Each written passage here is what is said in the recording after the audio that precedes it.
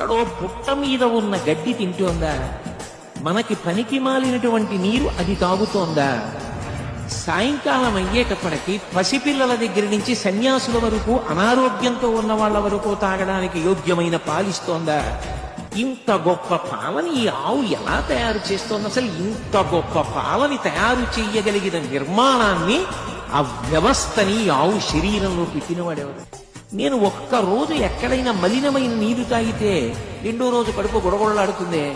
తల్లి లేని పసిపిల్లకి పట్టుకెళ్ళా పాలిస్తే పకపకా నవ్వి ఆరోగ్యంతో పిల్ల వృద్ధిలోకి వస్తోందా? ఈశ్వర, పైకి పశు శరీరంలా కనపడుతోందా? ఇంత అద్భుతమైన పదార్థం దాంట్లోంచి వస్తోందా?